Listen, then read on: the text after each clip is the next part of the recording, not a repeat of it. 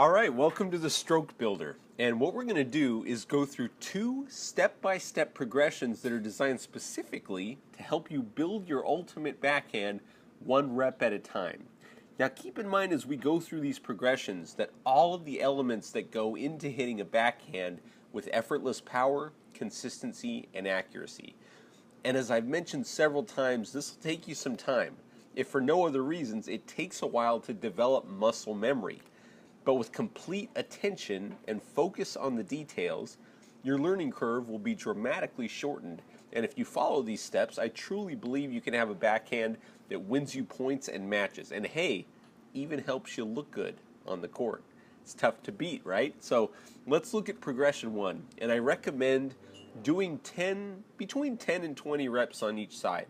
Feel free to do more if you'd like to shorten your learning curve. The first step is really simple. You're just going to go have a friend toss you a ball, and you're just going to go and catch it. Super simple, just like you're on the playground. Couple of things. One, if you don't have a friend to do this, or you're on the court alone, you can still just toss a ball to yourself. Keep your hands in front of your body and stay relaxed. We're kind of building the coil here. And just imagine that you're on that playground. You'll naturally kind of turn your body and situate yourself on the 45-degree angle that we're always talking about. Catch the ball at hip height if you can, because that's your power zone, and that's where you're going to want to make contact. Okay, the next step is to grab your racket, and you're going to do the same exact thing, but instead of catching the ball, you're going to tap or bunt the ball. As you do this, stay relaxed, keep your hands in front as you move to the ball, and slowly extend out to make contact with the ball. Do your best to hit the sweet spot of your racket. You're not trying to hit the ball, you're just getting your spacing on this one. Remember your ideal contact point, that 45-degree angle, and move slowly along that line as you tap the ball. Okay, step 3 is to get the drop feed going, and focus initially on your swing path. And as you become more comfortable, begin incorporating your hip rotation in and out of the stroke, creating and tightening the coil, and then playing with different spins. Step 4 is to actually move to and hit the ball. So take a few shadow swings following your swing mechanics. Stay focused initially on the swing path, which is that figure 8 we talked about. And as you move to the ball, rise up into the hit, go through and trace that figure 8, and then hit the ball. And finally, step 5 is to work with a ball machine, or a friend feeding you balls, or even the wall. Just focus on maintaining good swing mechanics here and develop a rhythm to your swing. After you've completed 20 reps or more of each step, you are ready to start hitting with a friend. Okay, progression 2 uses motion from the beginning and really focuses on incorporating movement while you build your stroke. And what we're going to do here is start with your hand on the throat of the racket and have a friend feed you 3 balls moving across the court. And you want to just go out and lift the ball up and over the net. Focus on contact and finishing up and out on the ball. Then reverse the direction you're moving. So now you're moving actually inside the ball.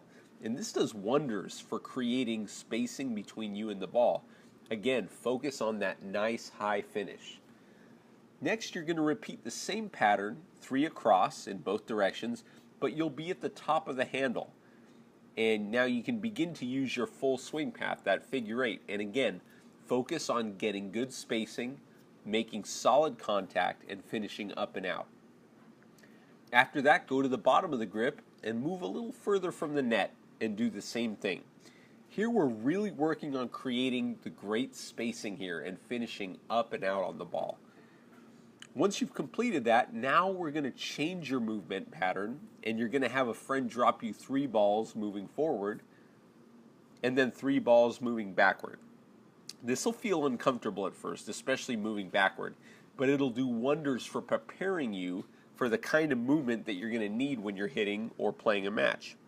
And just as in the previous progression, add 1 piece at a time as you're moving. The best place to start is your contact point. Then focus on the figure 8, creating a great coil, and see if you can relax and add spin, etc. So with these two progressions, you have a framework for building your backhand piece by piece, step by step, one day at a time. And remember, this won't happen overnight, but if you stick to the fundamentals, you'll have an ultimate backhand that will last you a lifetime. And this concludes the ultimate backhand, but we're just getting started. You now have pieces that you can continue to refine for a lifetime. And the more you focus on the process, the more you'll see your results improve and increase.